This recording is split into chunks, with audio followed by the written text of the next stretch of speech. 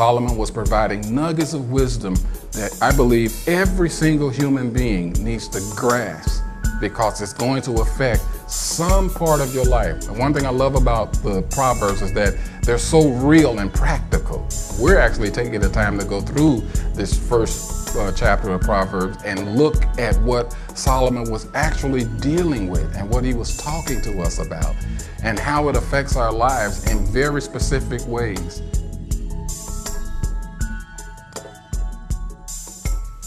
Remember being a little kid? The times that your parents said, wait. You can just just flash back for a second. You can feel yourself going, no! And so sometimes you get yourself in trouble because you start, having a fit because they said, wait. And sometimes your parents would say, well, since you're going to act like that, the answer is no. Because all I said was wait. I didn't say no, I said wait. And so sometimes we give God, we throw a fit on God because he says wait. Just like a little kid. And he has to remind us, I didn't say no. I just said it's not time for that yet. It's not time for that part of the vision or of the dream that I put in your spirit. It's not time for that part.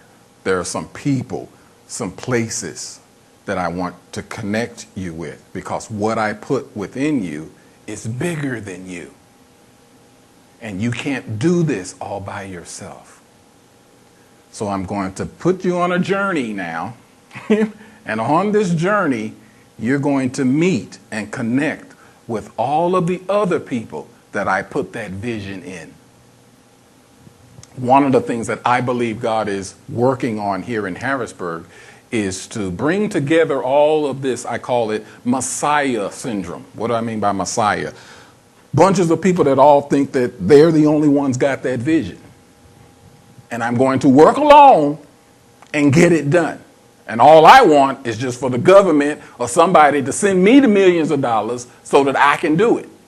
And God is, no, that's not how it's done. The way I work through people and through my body, a body of believers. I work through my church. So I'm going to take all of you I have spoken this vision and this part of the vision, this part of the dream, this part of my picture for Harrisburg. I'm going to bring all of you together so that you can fulfill your part. And even understanding the part that I give y'all to fulfill ain't the whole picture for Harrisburg. It's just that I must bring those together who have that part. And so this becomes part of the peace struggle. Well, I should have called this message Peace Talks today. That's part of the peace struggle, because sometimes people don't have, quote, a peace about connecting with different people because of their bad experiences in their life. So what they'll do is they may visit an urban life or a Victory or a Zion Assembly or a Christ community, and they'll see that church doing part of the vision that they got, and they get intimidated and get envious, as if though God is so small. If you see somebody doing what God put in your heart to do, don't let that disturb nothing inside of you.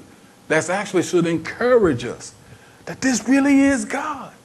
And could he possibly be telling me to take what he put in me and to join it with this group of people?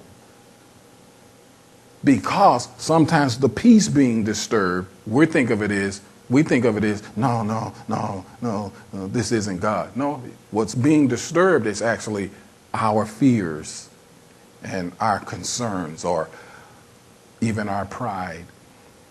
I wanted to be the one to present this great vision to Harrisburg. I didn't want to be we call it the under-rowers. Anybody ever seen the movie Ben-Hur or movies like that, where the guys, the slaves who were rowing the ships underneath them great big ships on the water, and they had a bunch of people in the lower decks who were rowing. chained up together rowing. And so I don't want to be one of those below deck just rowing this ship. I want to be on the top and the captain with my sword out. Charge! I want to be the one. I don't want to be one of the under rowers. Well, I'm not going to get no credit for what I'm doing. Nobody's going to recognize my part. Nobody's going to know that it was actually my idea that started this. But that's what it's going to take for Harrisburg. Somebody's got to be willing to say, I'll just be an under rower. And I'll take and submit the dream, the vision, the thing that God's spoken to my heart. And I'll join it with the others who see this. And we'll just roll together. And it doesn't matter who's up at the helm of the ship.